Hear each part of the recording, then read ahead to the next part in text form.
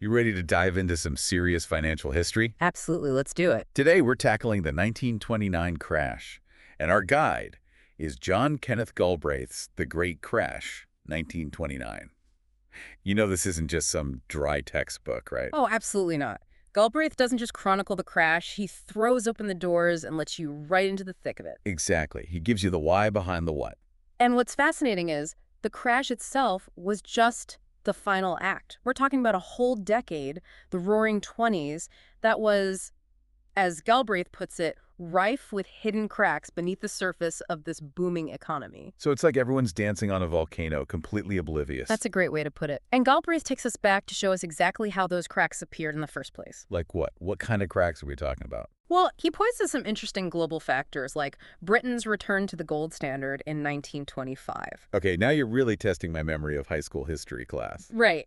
It seems like ancient history, but it had huge ripple effects, even across the pond. Yeah. It set off this chain of events that's honestly pretty fascinating. All right, you've piqued my curiosity. Break it down for me. Okay, so back then, countries tied their currencies to a certain amount of gold. Right. The gold standard. Exactly. So by returning to the gold standard, Britain made their currency, the pound sterling, really strong. Okay, and that's good for them. Right. Good for Britain if they're buying stuff from other countries, but not so great if you're, say, an American business trying to sell your products in England. Because your American goods suddenly got a lot more expensive for the Brits to buy. Precisely.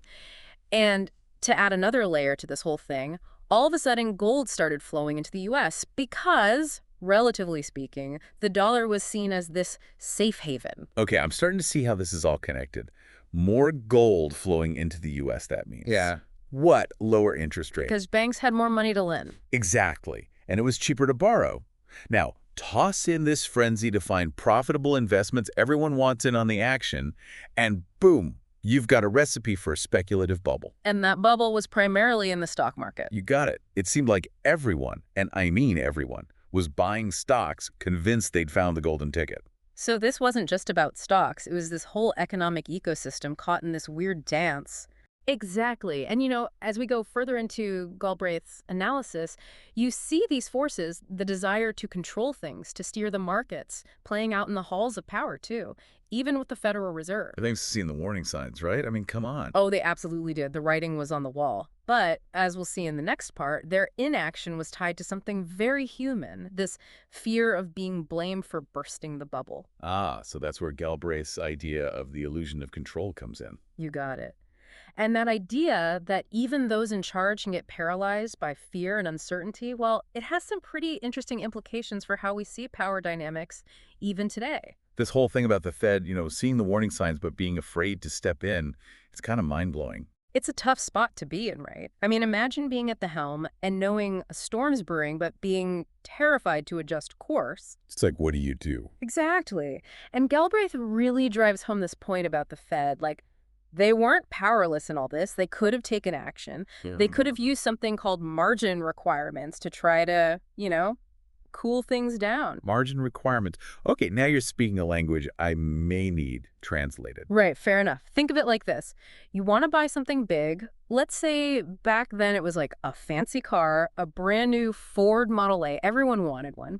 Okay, I'm picturing it. So you want this car, but you don't have all the cash up front.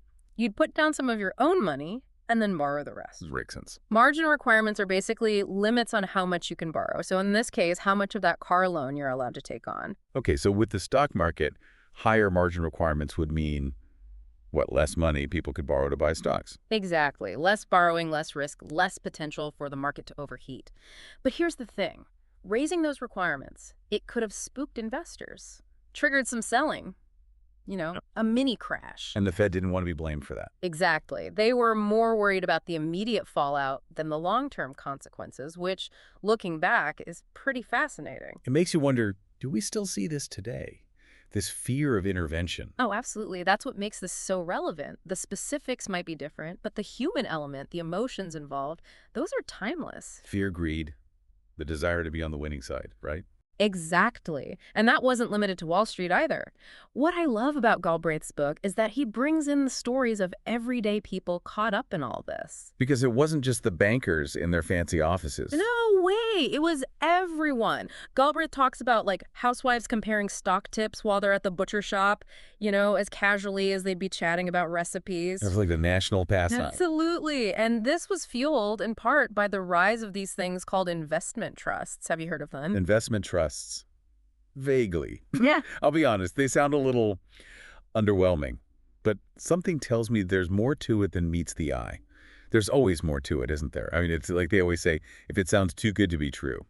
It probably is. And these investment trusts, well, let's just say they weren't exactly what they were cracked up to be. Okay, so spill the tea. What was the catch? Leverage, my friend. Mountains of it. It was like they were building a house of cards on top of a house of cards, which, not the most stable foundation. And we all know how this ends. It's like the biggest, most inevitable crash in history. Black Thursday, right? Yeah. Everything goes bust. Yeah, there's a reason they call it Black Thursday. And Galbraith does a great job at showing us just how devastating it really was. I mean, this wasn't just about numbers on a spreadsheet. We're talking about a cultural earthquake. It shook America to its core. Yeah, and all those individual stories, right? Yeah. Like Richard Whitney. Oh, man. Talk about a fall from grace. One minute, he's the king of Wall Street, president of the New York Stock Exchange, and then, bam, next thing you know, he's caught embezzling, ends up in prison. It's almost Shakespearean, isn't it? Totally. And, I think it speaks to this belief that the rules didn't apply to them, these Wall Street guys. But as Galbraith reminds us, what goes up? Must come down. Exactly. And when it comes to markets, sometimes the bigger they are, the harder they fall. So it begs the question, could it happen again? I mean, things are different now, right? We learned from our mistakes, right? Right. We have more regulations, more oversight. But have we really outrun the boom and bust cycle? What do you think? It's the million-dollar question. And, it's something that echoes through Galbraith's entire book. The specific ingredients of 29, those might be unique, but the recipe itself, well, that's a different story. Because human nature doesn't really change all that much. Right. Speculation, greed, that belief that this time it's different, all those things, those are constants. It's a sobering thought, but an important one, for sure. For sure. Well, that was quite the deep dive into the 1929 crash. We covered a lot of ground, from the gold standard to those maybe not so trustworthy investment trusts. But I think if there's one big takeaway, it's that history might not repeat, but boy, does it rhyme. Couldn't have said it better myself.